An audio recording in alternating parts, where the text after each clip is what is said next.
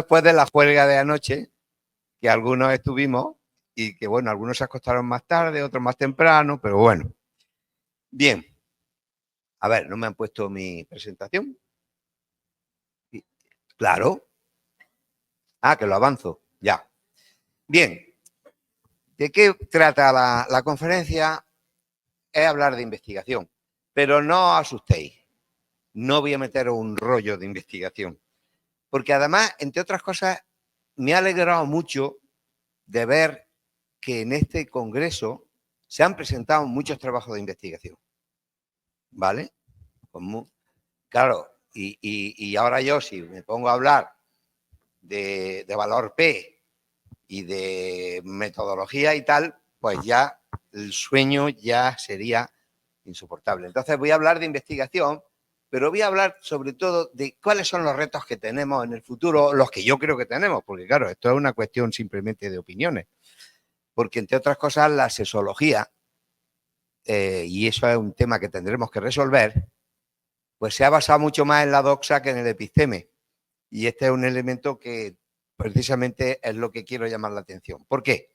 Porque hasta ahora cada vez que hacemos, pues, educación sexual, clínica, formación, nos estamos tomando una sopa con un tenedor. ¿Por qué? Pues porque no tenemos herramientas lo suficientemente validadas como para que, y además, pues por muchas cosas que como Esther ha dicho antes, ¿no? O como también Eusebio dijo, están apareciendo y de eso quiero llamar mucho la atención, aunque redunde, me da igual, porque yo creo, mirar, yo siempre está muy contrario a mezclar la ciencia con el activismo, pero yo creo que en los momentos que estamos viviendo esto hay que saltárselo a piola, hay que hablar de política, porque si no tenemos que tomar conciencia de muchas cosas y es lo que quiero hacer. Bien, mirad, esta es la portada de un libro, La insoportable levedad del ser, Kundera. Y le he puesto ahí porque, por eso, por la insoportable levedad de la ciencia sexológica, todavía en la que estamos, ¿no? Porque, entre otras cosas, pues, una de las cosas que tenemos que hacer es investigar lo que investigamos, ver qué estamos haciendo, qué estamos y en qué estamos investigando. Otra cuestión son los niveles de investigación en los que le estamos poniendo más énfasis y por supuesto, las investigaciones más frecuentes y las más escasas y, por tanto, también, de alguna forma, las investigaciones que en el futuro tendríamos que hacer más hincapié en ellas. Mirad, esto es un cuadro que ya lo puso en la conferencia que dio de incorporación a la academia, de la Academia Internacional de Sexología Médica, una persona que se llama Tesifón Parrón, que es médico, es epidemiólogo, entró en la academia, pero no es sexólogo por ósmosis. ¿Por qué? Porque ha dirigido muchísimas tesis doctorales y muchísimos trabajos de investigación. Y él lo que presentaba, y esto ha cambiado, creo yo, pero no demasiado, y es que vemos como una enfermedad rara como la granulomatosis de Wegener tiene más publicaciones en revistas de impacto que las publicaciones en sexología. Y este es un elemento que tenemos que hacer un mea culpa y hacer un esfuerzo en el futuro. Es decir, la sexología debe de estar menos en la doxa, como decía antes, y más en el episteme. ¿Cuáles son las investigaciones más frecuentes que hacemos? Pues mirar, lo que hacemos en el nivel exploratorio, y que mucha gente lo escoge porque se cree que es menos difícil que hacer una investigación cualitativa. Una investigación cualitativa es complicadísima hacerla, ¿no? Pero, en fin, como hay personas que le tienen miedo a los números, pues lo escogen así, ¿no? Bueno, en el nivel exploratorio, en el nivel descriptivo univariado y en el inferencial variado, que es comparar variables y ver la fuerza que tienen de correlación con ellas, pues sí que hemos hecho mucho hincapié, porque aplicamos muchos instrumentos validados para preguntarle a las personas cosas y ahí estamos yo creo que bastante bien dentro de lo que es el estar mal en general, pero ahí estamos bastante bien. A veces ya, y nos estamos cada vez más atreviendo a hacer también análisis predictivos en el nivel multivariante, o sea, análisis de regresiones logísticas y de regresiones múltiples, porque no quiere decir que si encontramos una asociación entre dos variables, esa variable pueda predecir a la otra. Y por tanto, en eso tenemos que hacer también hincapié.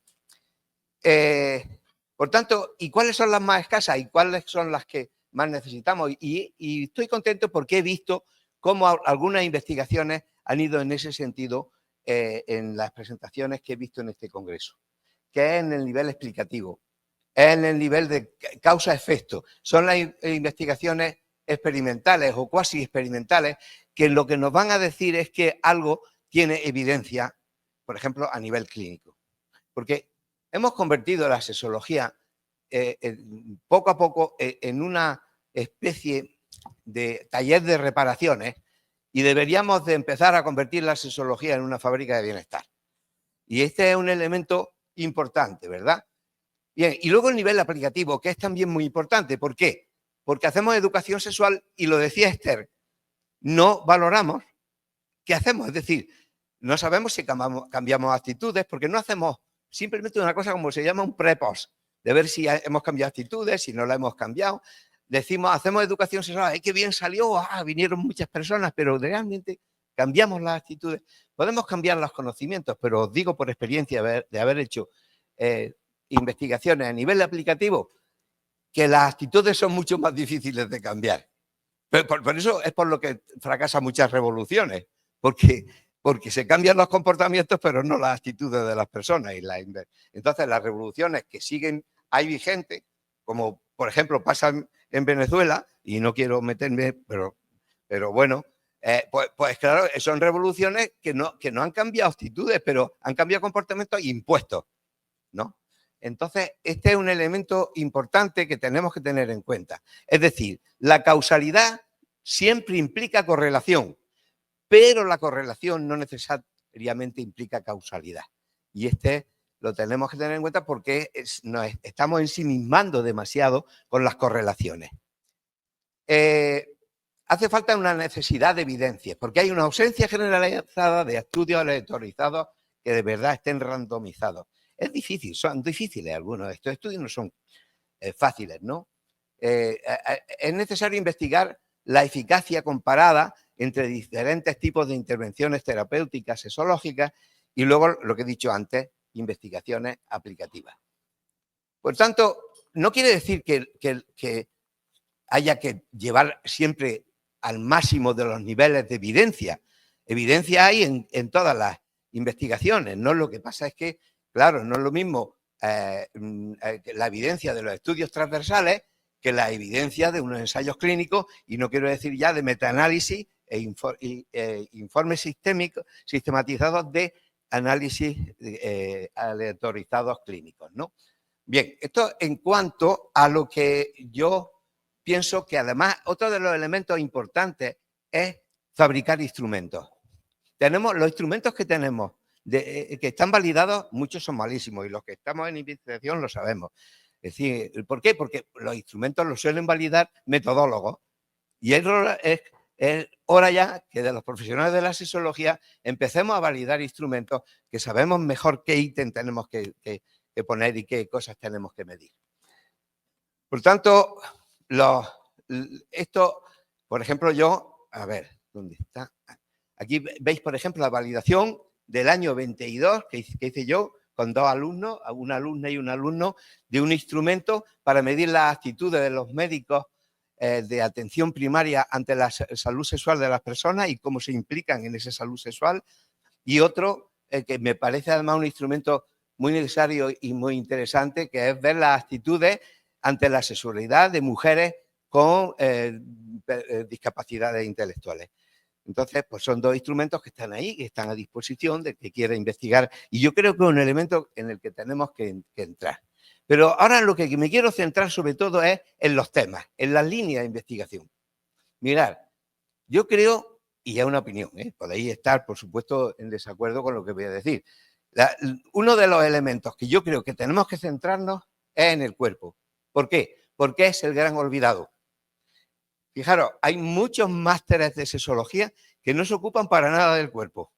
Para nada. Por ejemplo, el máster de sexología de la Camilo José Cela de Madrid, que es un máster oficial de una universidad privada, le pregunté, ¿y aquí cuándo trabajáis el cuerpo? Y me dijeron, es que no hay sitio para hacerlo. Digo, hombre, esto no es. O sea, que trabajar el cuerpo es fundamental, porque este es el instrumento. Si el cuerpo está hecho un pepino y está rígido, ya podemos cambiar todas las actitudes que queramos, que el cuerpo no va a responder. Por lo tanto, el cuerpo es uno de los elementos importantes. El otro es el deseo. ¿Por qué? Porque lo hemos simplificado. El deseo desde la sexología lo hemos simplificado hasta tal punto de propuestas de poner, Spitia decías en la intervención esta mañana en la mesa de la AIMS, que bueno, esto de los parches de testosterona que se le pone a una mujer posmenopáusica, pues pensando que va a salir por ahí trotando en el momento que se le pone el parche de testosterona. Es decir, el deseo se ha simplificado y lo hemos simplificado. Kaplan empezó simplificándolo tanto que lo puso como una fase del deseo, de la respuesta sexual. Hombre, después Narr la corrigió y dijo, hombre, es que la respuesta sexual tiene que estar seguida durante todo, porque si tú estás acostado con alguien y tienes mucho deseo y de pronto te dice una cosa y te das cuenta que estás acostado con un gilipollas, pues la respuesta sexual se viene abajo, claro. Entonces, no va. Y luego el otro tema es el amor versus sexualidad. ¿Por qué? Porque en el amor hemos hecho un constructo amoroso de tipo carcelario posesivo y lo hemos unido a una sexualidad genitalizada y a la vez lo hemos dicotomizado. Decía mi maestro, el precursor de la sexología en España, Efigeno Mezúa, decía, hemos enredado demasiado la sexualidad en los genitales y tenemos que empezar a enredarla en el amor. Y yo creo que esto ha de ser así, porque no hay tanta dicotomía entre una cosa y el otra. Y entre otras cosas porque en el amor la gente sufre mucho porque el modelo amoroso es terrible. Ya hemos estado hablando del amor mucho antes y no voy a influir mucho en el tema, pero fijaros, hay que investigar también sobre la influencia de las TIC en todo esto. Y ahí a lo mejor me voy a superponer un poquito a lo que tú has explicado, Esther, que estoy absolutamente de acuerdo contigo. Y por supuesto, absolutamente de acuerdo contigo cuando pusiste los dos demonios, el pensamiento WAC y el tema de la filosofía de género, ¿no? Fijaros que mi primera investigación como sexólogo empezó en el año 1984 y lo que investigué fue el cuerpo. Lo que investigamos fue técnicas corporales para ver cuáles desde la sexología nos venían bien para hacer educación sexual, para hacer terapia. Y fue un grupo de investigación que hicimos una investigación de 4 años. Comenzamos en el 84, pero el comienzo real, porque antes nos preparamos, fue, no me da mucho tiempo a explicaros cómo fue, pero fundamentalmente por deciros, los resultados fueron los siguientes. Cada grupo de trabajo no, los resultados fueron, a ver, esto es que avanza muy... No, pues no vienen los resultados. La metodología, cada grupo de trabajo estudiaría el área de conocimiento, de ahí esos 2 años entre el 84 y el 86. Y luego empezamos a reunirnos cada 2 meses, 4 días. Y experimentábamos todo lo que había de técnicas corporales, técnicas orientales, lo que acaban de hacer ahora, el tantra. Por ejemplo, ¿por qué el tantra lo desechamos? Y yo creo que nos equivocamos. Nos equivocamos ampliamente, pero bueno, ¿sabéis por qué nos equivocamos? Pues porque pensamos, una vez que, porque, claro, es que tiene un sesgo esta investigación, y es que tú estás investigando sobre ti, sobre nosotros mismos, ¿no? Éramos los investigadores y nosotros además. Entonces, el tanto desechamos porque pensamos que era una filosofía de vida y que, por tanto, como técnica así a utilizar aisladamente no era tan eso. Después, tengo que reconocer que nos equivocamos, pero acertamos también en muchas cosas. acertamos en muchas cosas también. Por ejemplo, escogimos la expresión corporal, la relajación, la bioenergética y la sensibilización corporal. Y estos elementos los escogimos porque nos parecían que eran como más prácticos y eran técnicas muy especiales. Y que sí es verdad que con unas técnicas de apoyo, algunas técnicas orientales, algunas técnicas de gestal. Bueno, este es el grupo.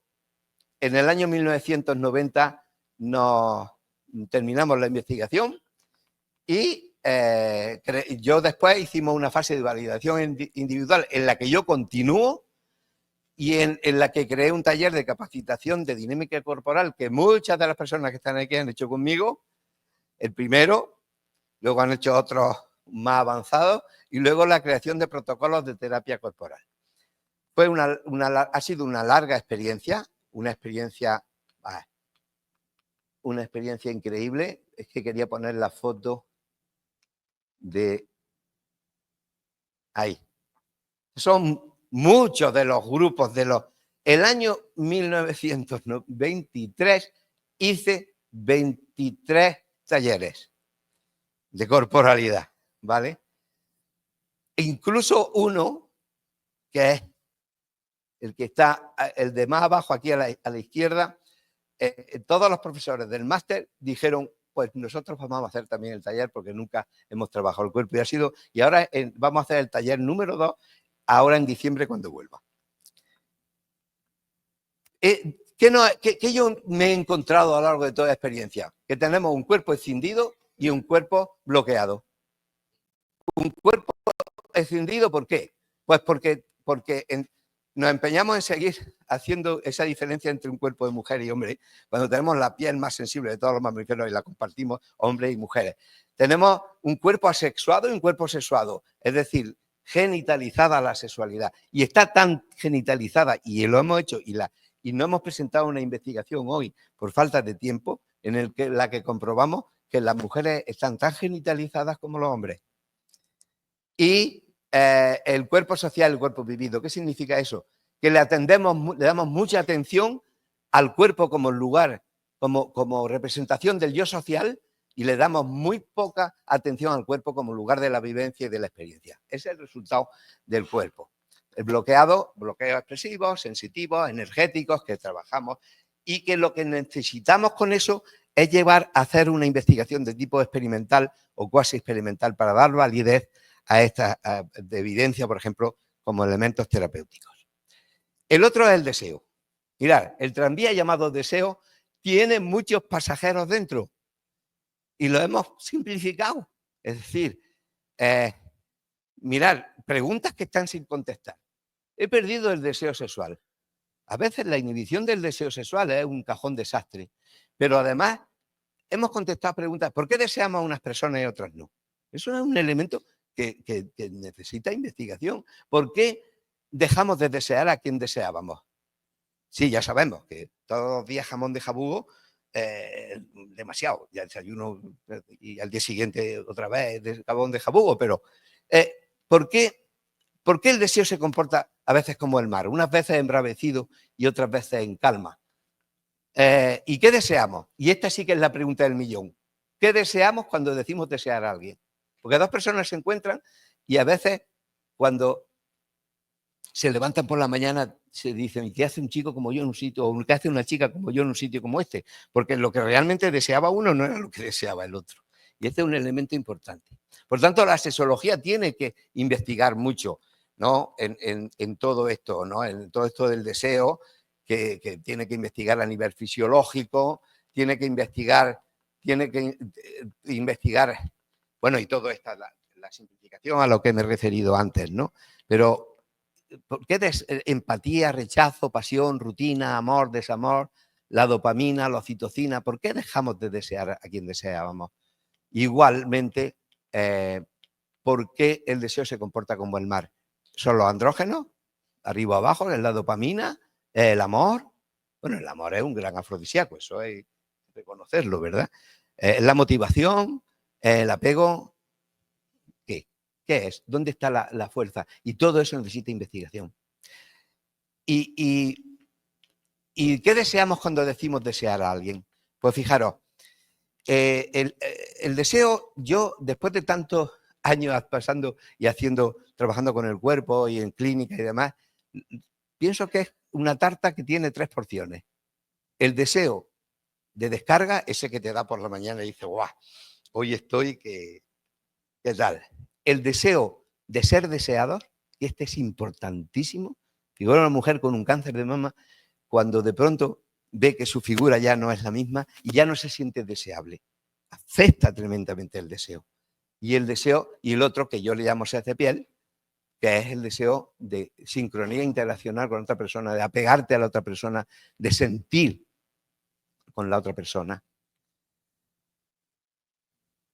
Por tanto, lo investigado más hasta ahora del deseo son las frecuencias del deseo sexual y las intensidades, pero no se ha investigado todas estas preguntas que yo he dicho antes. Y por tanto, por ahí tenemos que hacer más hincapié.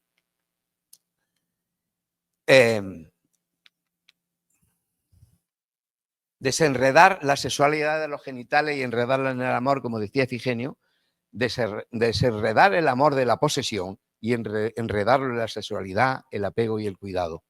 Y este elemento yo me di cuenta hace muchos años, cuando yo estaba escribiendo este libro, que fue el primero que escribí, que mi padre me dijo, hijo mío, la próxima vez que escriba algo que lo entienda la gente, pues, pero me di cuenta de una cosa, y es que muchas de las claves de nuestras reacciones fisiológicas, de nuestras emociones, de nuestras conductas, están en nuestros ancestros, mucho más allá del currículum ontogenético. Y entonces, todo esto me vino a 5 años de estudio, que fue como la introducción, como un marco teórico de lo que iba a ser mi tesis doctoral.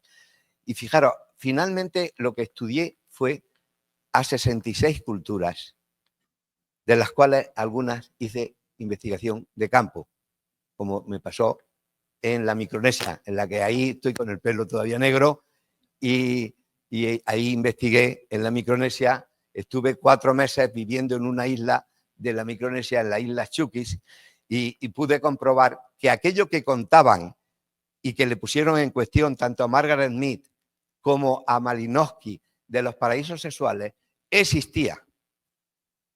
No era un invento que se habían, porque claro, la antropología tiene eso de la visión EMI y EPI que es muy jorobada, no es tan fácil de hacer, ni tan romántico. Bueno, aquí pongo algunas cosas de aquella estancia. Esta es una hermana mercedaria que me ayudó, y esa era mi informante, que se reían de la vecina porque tenía los labios menores pequeños, porque allí la belleza es tener los labios mayores grandes, ¿no? Pero en fin, no voy a contaros mucho más porque no me da tiempo. ¿Cuáles fueron las conclusiones de este estudio? Las conclusiones de este estudio es que las culturas que tienen un escaso grado de salud sexual coinciden con culturas en las cuales son mucho más agresivas y culturas donde el papel de lo femenino es secundario. Este es un elemento muy constante en todas esas culturas que yo investigué. Y el otro es que cuando hay un alto grado de salud sexual, las culturas, lo femenino es muy predominante y son culturas pacíficas.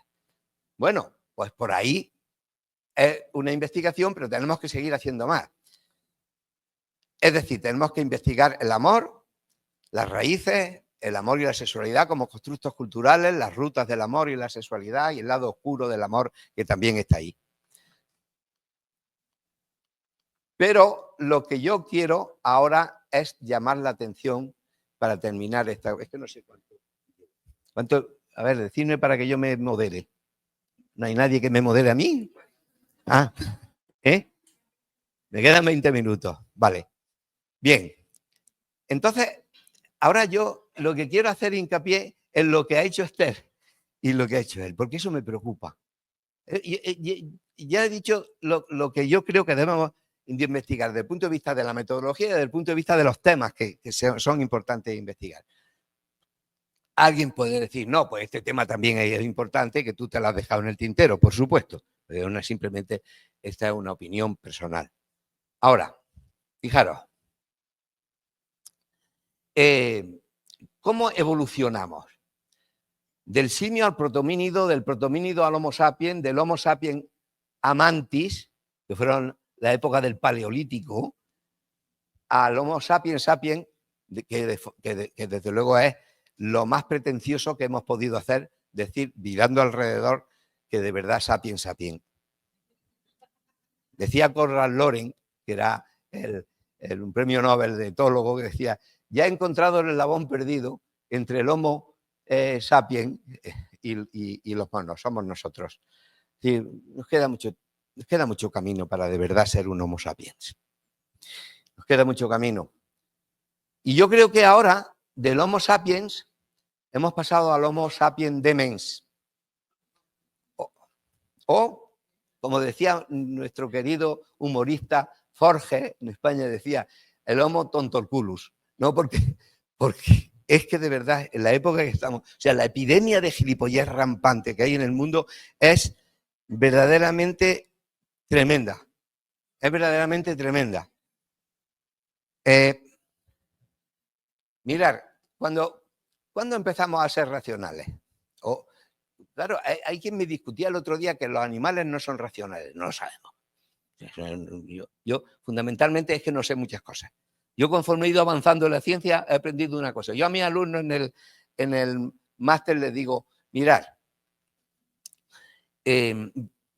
decía un político español, se llamaba Azaña, de la República, decía, si en este país las personas hablaran solo de lo que saben, se produciría un enorme silencio y nos daría tiempo a reflexionar. Yo os prometo que voy a hablaros de lo que no sé. Y esto es lo que estoy haciendo esta tarde. Estoy hablando de lo que no sé. Y espero que cuando terminéis el máster sepáis menos de lo que sabéis ahora. Entonces, de verdad que cuando nos dimos cuenta de la ignorancia, nos inventamos dos formas de resolverla. Una fue Dios y una fue la ciencia. Y todas las culturas tienen esas dos cosas, ¿no?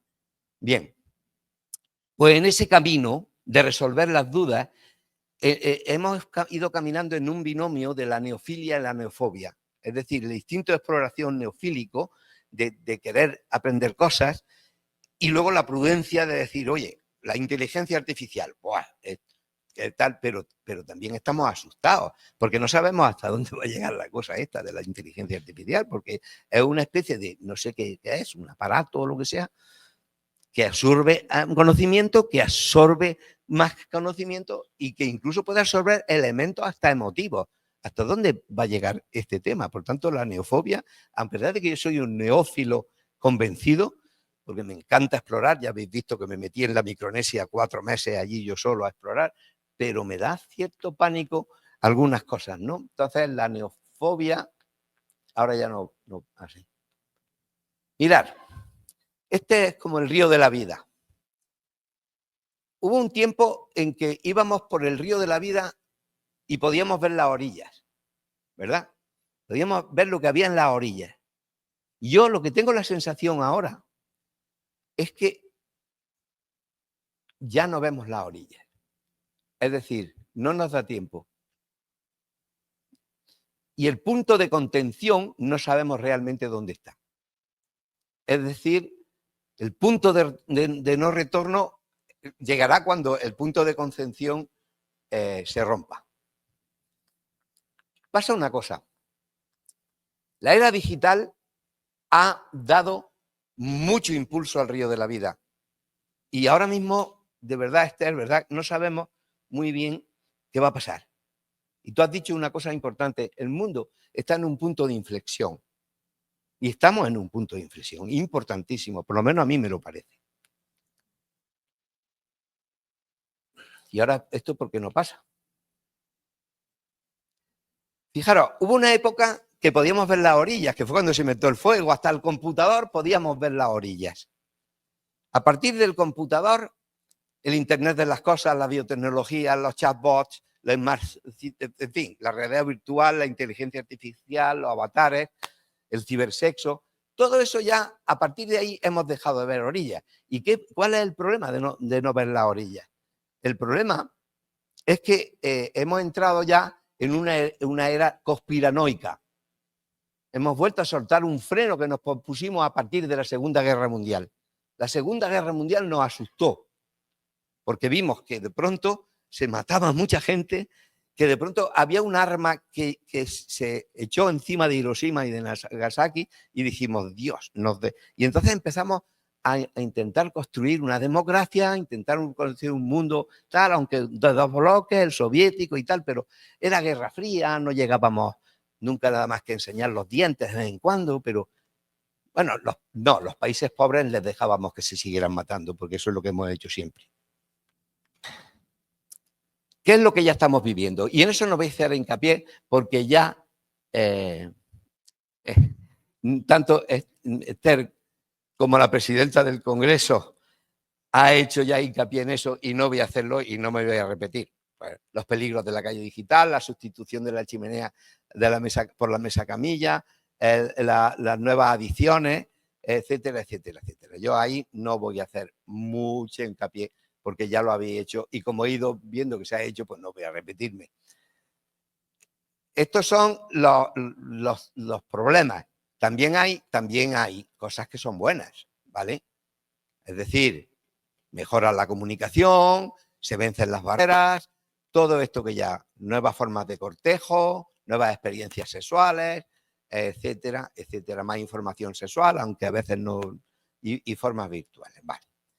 Pero fijaros, a partir de que empezamos una época en la que no hemos dejado de tener crisis, cuando Lehman Brothers se rompió, se empezaron a romper muchas cosas que no han dejado de romperse nunca. Porque la crisis ha ido concatenando con otra.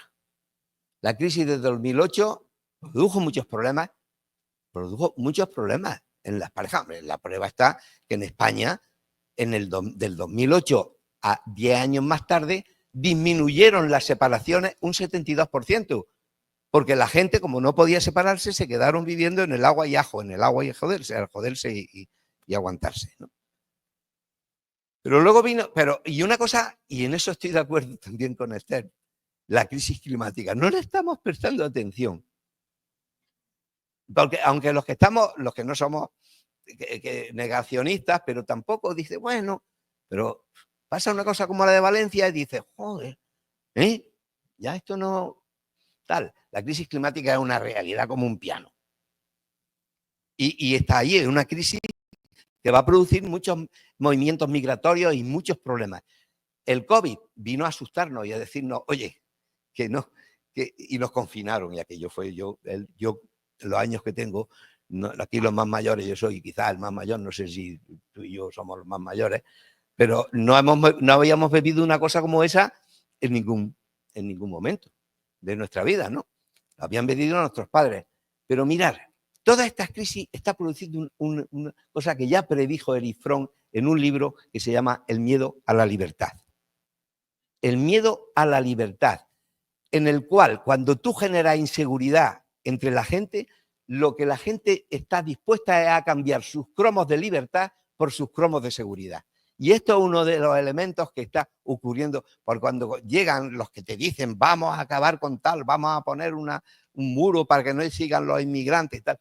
No, la gente está dispuesta a cambiar su libertad por cromos y esto fue lo que pasó también cuando llegó Hitler y cuando llegaron todos los dictadores de aquella época. Vuelve otra vez a estar presente. Pero además, eso está todavía agravado por los monopolios de manipulación informativa, que están perfectamente organizados. Y a base de fake news están aumentando los populismos. Y están haciendo que aparezca esta droga, que ahora se habla de ella, que es la droga escondida, que no es otra cosa que la dopamina. Es decir, el mundo está en crisis de libertades y eso afecta a las libertades sexuales y eso afecta a los derechos sexuales y eso afecta a eso que vosotros estáis intentando empezar, que llamáis justicia social. Esto afecta tremendamente, porque fijaros, esto afecta a nuestros derechos amatorios y a nuestros derechos sexuales. Los astrofurging o intoxicadores están, fijaros, en España están que se salen. Es decir, dicen cada tontería y cada cosa peligrosa. Y escriben algunos libros, La conspiración del movimiento gay. Fijaros, la manosfera. ¿Había oído hablar de la manosfera? No. Pues esa es la vuelta del machismo, pero a raudales. ¿Vale? Es decir, los incel, que odian a las mujeres por rechazarlos a ellos sexualmente, los PUA, que son los artistas de la seducción, que dan clases y los cobran muy caros, los MGTOW, que lo que dicen es que las mujeres son malas por naturaleza y que lo mejor es estar muy alejado de ellas, y luego los activistas por los derechos de los hombres. 10 minutos, por los derechos de los hombres. Esto es lo que dicen, es que cualquier avance de los derechos de las mujeres perjudican el avance de los derechos suyos. ¿Vale? Y claro, esto se mueve entre elementos de huida de las mujeres, de confrontación con ellas, de eliminación incluso de lo femenino, y los otros que se dedican a seducir para luego dejarlas tiradas. Perdón, un pueblo de tiradas que aquí en algunos países aquí significa otra cosa. Bien. Pero hay también el antifeminismo femenino, que está volviendo con fuerza. Y aquí, bueno, pues ahí esta señora Davis, la otra ya bastante mayor, pero desde luego con el activismo que está junto con Trump, en fin, no me voy a regodear en todo, pero que está habiendo ese tema. Fijaros, esto lo aconsejo porque está en internet. Es un estudio en el que te demuestra que la polarización está cada vez más alta en el mundo y que el proceso de creación de lo que se llama la droga escondida, que no es otra cosa que la dopamina, lo que pasa es que la gente que se polariza ya no ve nada más que mensajes de lo suyo. Y además tiene la necesidad, y además una necesidad compulsiva. Mi editor, el que me editó Sed de Piel, ha caído en eso. Sí, el que me editó Sed de Piel. Y que le puso después un subtítulo, Feminizar el futuro. Vale, pues ese ha caído en eso. Y me manda 2 o 3 mensajes. Le dije, a mí no me mandes esto, ¿eh? No puedes dejar de mandármelo. O sea, dice, yo te prometo, amigo, Manuel, tocayo, que ya no te lo voy a llevar. Semana que pasa, pon otro. Le digo, y ya lo único que le contesto es, cuida tu dopamina. Es lo único que le contesto, cuida tu dopamina, porque la tienen jodida, ¿no? Los poderes fácticos también han cambiado. Fijaros, siempre la economía y los poderosos han dominado el mundo, pero ahora tienen una herramientas mucho mayores para esa dominación. Es decir, la más media la están utilizando y la están utilizando además de forma sistemática. 2 minutos. Pues entonces, bueno, mirad, ¿qué está ocurriendo? Lo que dijo Polibio hace 200 años. Dice, la democracia es el gobierno del pueblo. La oclocracia es el gobierno de la muchedumbre. Y nos están convirtiendo, a nosotros no, los que estáis aquí no, seguro que no, pero están convirtiendo a la gente en muchedumbre. Y por eso gana Trump, y por eso ganan los tontos, que no son tan tontos y que están perfectamente manejados. Además, ya la plutocracia, antes ponían a políticos que podían manejar, ahora se han puesto los multimillonarios a gobernar ellos. Es que directamente, con toda la cara. El discurso del odio está aumentando y fijaros que aquí en la orientación sexual el tanto por ciento en el discurso de odio es importante. Voy a los principios de Goebbels. Es una pena, no me da tiempo a ir uno por uno de los principios de Goebbels, pero los principios de Goebbels los están aplicando por sistema con la filosofía de género. Lo que hace es, por ejemplo, el primer principio, adoptar una única idea, un único símbolo, individualizar al adversario en ese símbolo. Lo que tú decías de los 2 demonios. Y no quiero deciros, por ejemplo, cargar sobre el adversario los propios errores. Feminazis. Los nazis le dicen a las mujeres feministas, feminazis. Bueno, esto es para analizarlo mucho y, bueno, también la galope de Higgs, que es la ametralladora de falacias, que no da tiempo a contestarlas, que es lo que hacen en los debates, o la ley de Brandolini o el principio de la simetría de la estupidez. Pues se necesita mucho más esfuerzo para refutar una estupidez, falsedad o engaño que para producirla o sostenerla. Más cosas, pues el proceso de estupidización, que no voy a analizar, pues no me da tiempo, pero bueno, yo si queréis después intento mandar un PDF para que lo tengáis. Y luego, como ya hay estudios que hablan de la neurociencia y la polarización y cómo la neurobiología tiene que ver mucho con esto que yo estaba diciendo de la droga escondida, ¿no? Y la ventana de Overton. La ventana de Overton decía, hay cosas de las que no, hace 5 años hablar contra el feminismo y hablar a favor del machismo estaba casi proscrito ya, estábamos consiguiendo. No. Hemos vuelto y la ventana de Overton se ha hecho aceptable y hemos ampliado la ventana de Overton. Y ahora están en la mesa de debate cosas que antes ya habíamos conseguido que ni siquiera estuvieran. Y esto sí que es peligroso. La infosicación genera teorías de conspiración, deprime el sistema defensivo de la sociedad y profundiza en algo que es lo que ha hecho el mundo, evolucionar de forma asimétrica en la cultura esta entre las tecnologías que han avanzado mucho y los valores que no han avanzado nada. Y este es un elemento importante. Las crisis de valores, fijaros si han llegado las crisis de valores. Fijaros, Gary Hart, candidato demócrata en el año 1988. Tuvo que irse, era un tipo que tenía un perfil parecido a Kennedy. Tuvo que dejarlo porque le descubrieron una infidelidad.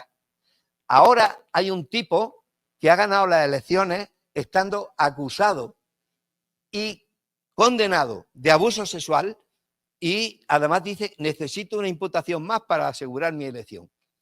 Y efectivamente ha sido elegido como él decía. Y luego está cómo la conquista de la igualdad a lo largo del siglo XX empieza a ponerse en cuestión. Y hay un libro que yo os recomiendo de mi amigo Miguel Lorente Acosta, que se llama La refundación del machismo, que es importante leer. La era digital, por tanto, pone en brete el futuro del arte de amar, el futuro de las libertades, de los derechos sexuales y también el futuro de la humanidad, como tú dices, que no solamente están los derechos sexuales, sino el propio futuro de la humanidad.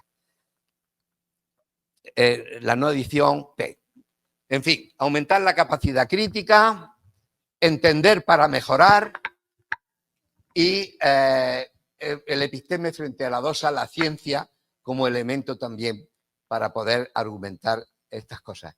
Y quiero poner estas 5 mujeres que he conocido en este congreso y que las he oído y que me han llenado de esperanza. ¿Por qué?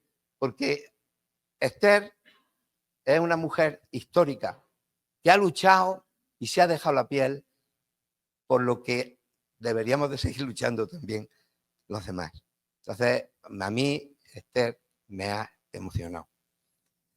Hay otra chica que se llama Patricia Escobar, que no sé si está aquí. ¿A dónde está? Que la foto la hice ayer bailando porque no tenía una foto tuya. y que está trabajando en Valencia y dejándose la piel por las mujeres inmigrantes que van allí y que tienen tantos problemas. Está Gema Suluguren. ¿Dónde está Gema? Está ahí. También me emocionaste ayer cuando hablaste de qué trabajo estáis haciendo. Fijaros, con simplemente algo tan que parece tan esto como el tema del suelo pélvico y cómo le estáis mejorando la vida a las mujeres y qué trabajo tan bello estáis haciendo en el terreno. Y otra del terreno, Carmela Cobo, está por ahí. ¿Dónde está Carmela? Ay, Carmela. Mirad, a Carmela la conocí bien, yo la conocí antes, pero la conocí bien en las jornadas de investigación del año pasado, que iba a moderar una mesa, faltó alguien y le dice, habla tú. Y cuando empezó a hablar, ya la oíste, las que tuvisteis la suerte de oír, que yo me quedé, digo, no, es que esto es lo que queremos, porque ella sí que está en una provincia. Tenía que haber muchas Carmelas Cobos, porque habla con el lenguaje de la gente, habla con el lenguaje sencillo de las personas y les llega, y eso es una labor. Fíjate, el internet lo utilizas poco, ya está empezando. Bueno, y al lado una que utiliza mucho internet, que se llama Nayara Maldero, y que estuvo también aquí, pero que se ha enfrentado a todo lo enfrentable, le han dicho de todo, a ti también, pero a ella sobre todo, porque cuando te metes en las redes, por eso os voy a pedir un aplauso cerrado para estas 5 mujeres.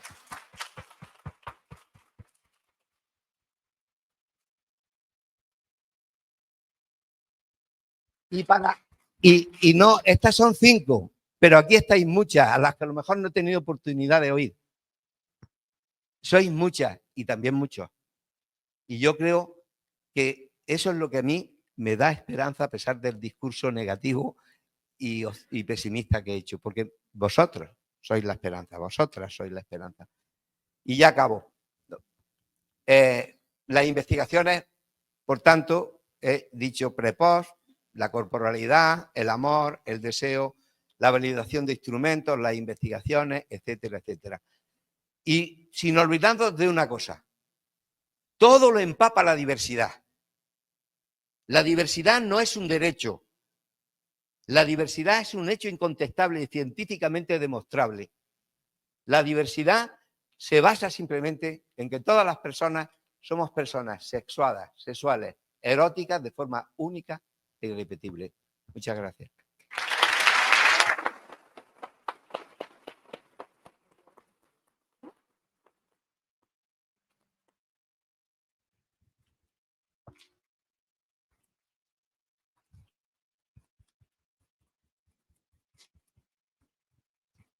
Muchas gracias, doctor. De verdad, creo que elegí muy bien la conferencia final de nuestro congreso. Para mí ha sido un honor tenerlo aquí. Usted sabe que lo considero mi maestro, creo que es mi maestro de la vida también, porque yo no he tenido la oportunidad todavía de que me enseñe formalmente el doctor, pero vengo conversando tanto tiempo con él, leyéndolo, aprendiendo de él, que yo lo considero mi maestro.